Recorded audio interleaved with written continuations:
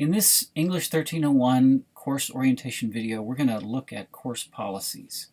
So we're looking at our class syllabus right here, and I'm going to scroll down to the course policies. These are the instructor-specific policies, and I first want to talk about the attendance policy. You know, as a as a college student, you can miss 2 weeks of class, and after that, your instructors can drop you. That with face-to-face classes, that would be typically 4 classes if it's a Tuesday, Thursday, or Monday, Wednesday class.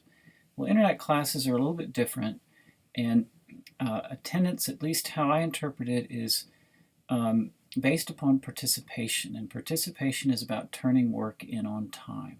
So if you're not turning in work on time, you're basically absent. And if you have a cumulative amount of time in which you have not turned in work, up to 2 weeks, you can be dropped from the class. So basically, you know, it's important to turn work in on time, and to be good about that, I don't necessarily drop you immediately if you exceed that limit, so I urge you to communicate with me. My deal is that I work with people who communicate with me and are making good efforts to keep up with the class. So if you have something happen or come up that's preventing your participation, make sure that you communicate with me and let me know what's going on, so that I know we can work out some kind of accommodation for making up work if necessary. But if I'm not hearing from you and you're not turning in work, then I'm likely to drop you. So you should be aware of this Smart Start census date participation, and that's a college policy. If you don't attend for the first day, then you can be dropped. And for us, that has to do with turning in an assignment within the first 3 days.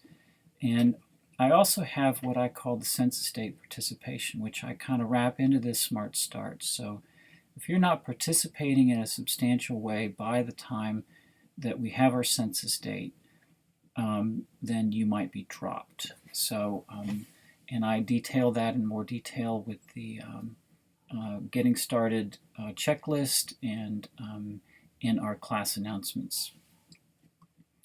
So I want to talk more about our late work policy.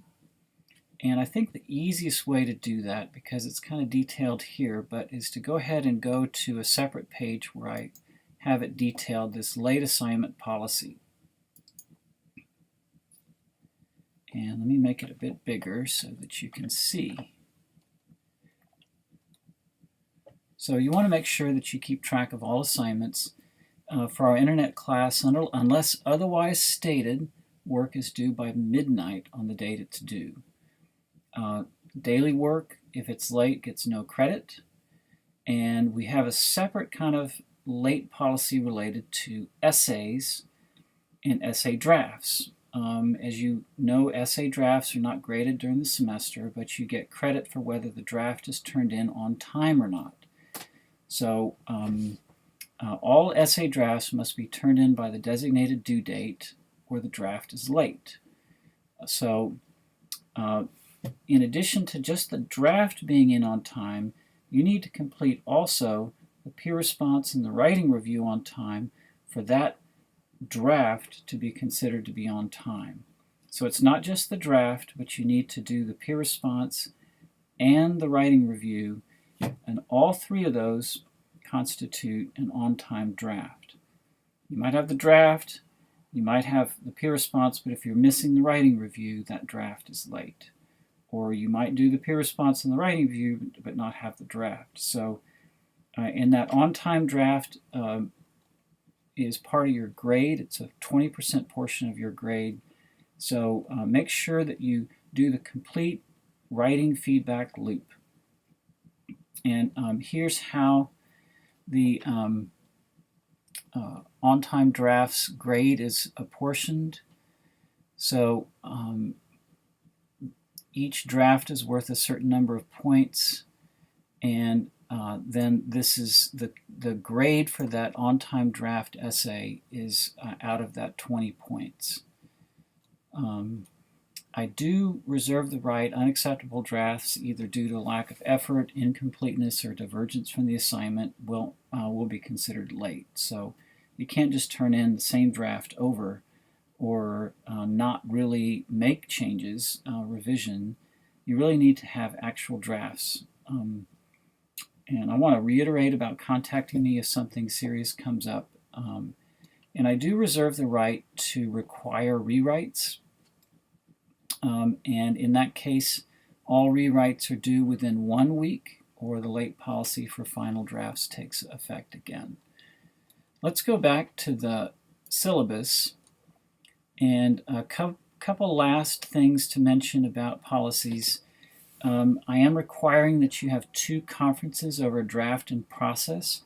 I've got a separate short video that shows you how that works, but basically you have the choice. You can either, if you're able to be on campus or come to campus, you can go to the SAC Writing Center, or you can even conference with me, or you can do it online through BrainFuse, which is an online interface that's right in Canvas. So, and one of these needs to be done by midterm and the other by the 4th essay. I do require an integrity check on all of our essays and to make sure that you've done your own work. And I want to just kind of remind people that we're all working together and make sure that we're polite and respectful for each other and have appropriate use of the computers.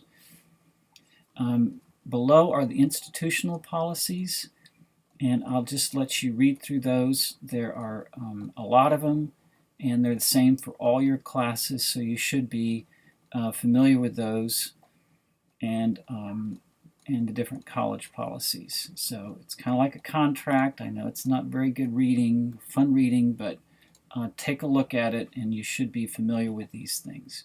If you ever have any questions about policies, be sure to let me know.